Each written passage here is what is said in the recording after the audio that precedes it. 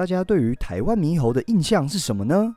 小时候在路边看到野生的猴子，总是会兴高采烈地下车靠近它们。但是各位知道，近年来游客跟猴群的亲密互动，已经造成了许多人猴之间的冲突了吗？甚至还有猴子开始抢走游客手上的食物，翻开登山客的背包，甚至抓伤游客的案例都发生过。今天这一集的动物图鉴，我们要来讲的是台湾猕猴。如果你不想错过任何一点精彩的细节的话，也要记得看到影片的最后哦。那我们就开始今天的影片吧。嗨，各位观众，大家好，我是爱台湾的杰克。我们今天要来介绍的动物，也是属于台湾的特有种哦。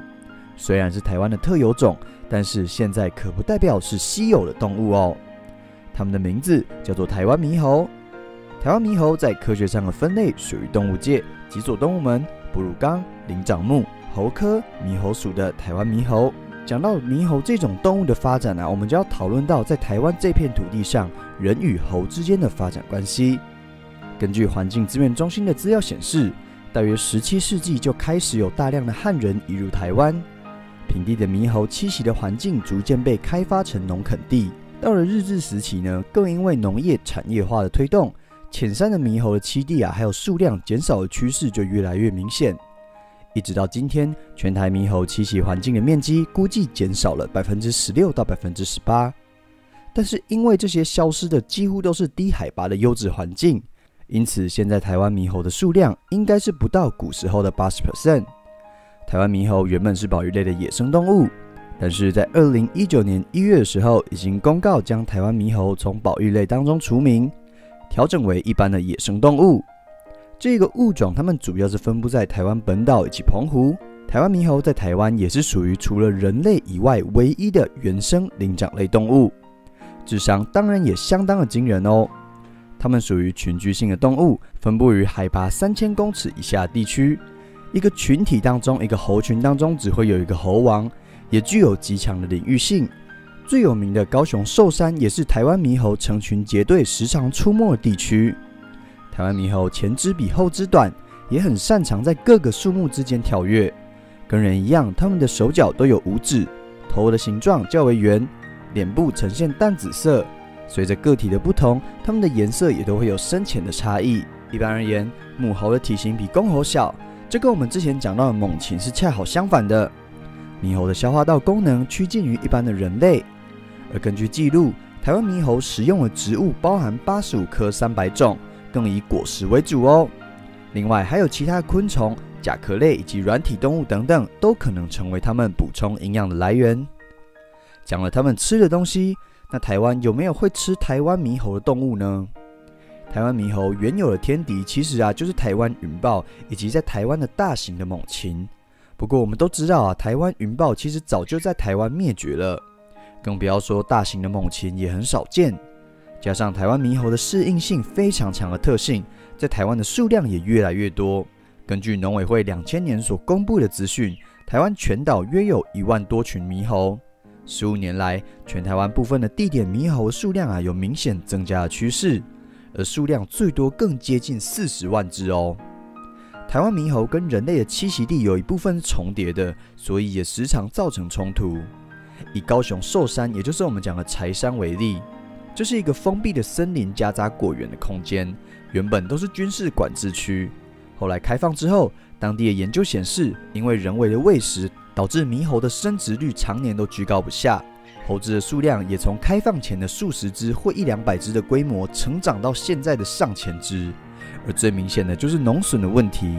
在有些果园被台湾猕猴肆虐一番之后，所有的水果都会被破坏殆尽。联合新闻网也曾经报道了，在台南地区被台湾猕猴所影响的损失真的非常的大。连种红龙果的农民也气愤地说，红龙果还是绿色的时候，就会被猕猴踩下丢到地上，看得实在是很心痛。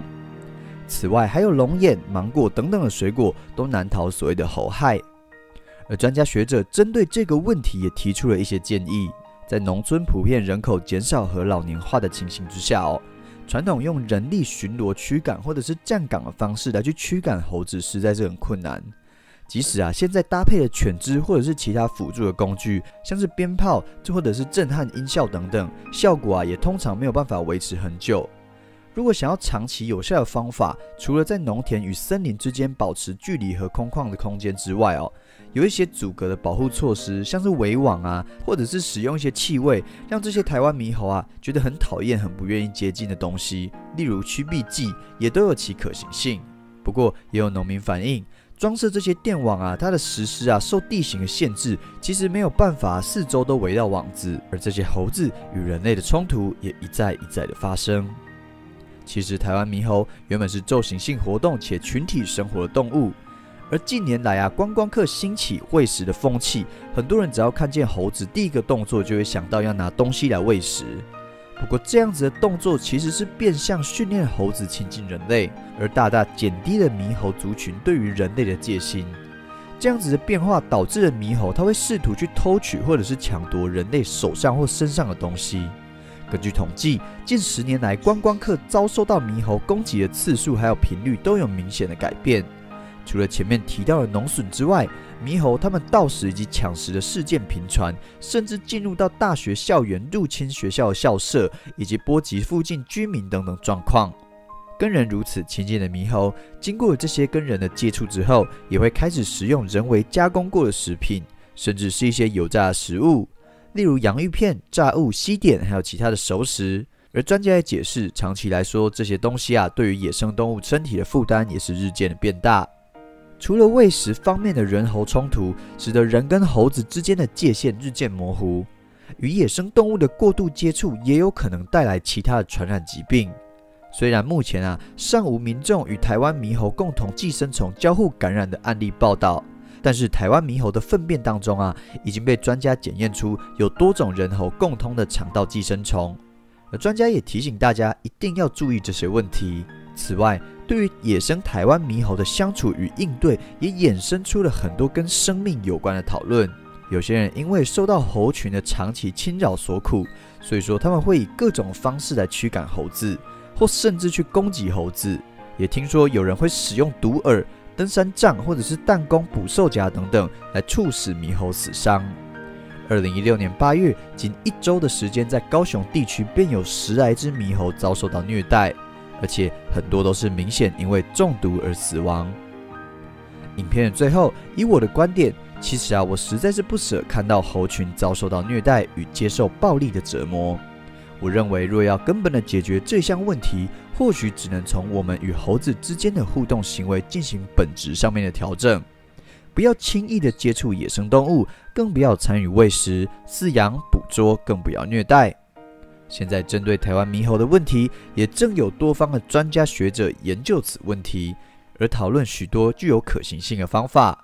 例如生育控制是否能够减少猴只的数量以及农损，这些都很值得加以研究。虽然以新闻案例与各种民众厌恶的声浪来观察，大家似乎都从原本看到猴子的时候觉得很喜欢，转为现在看到猴子就讨厌。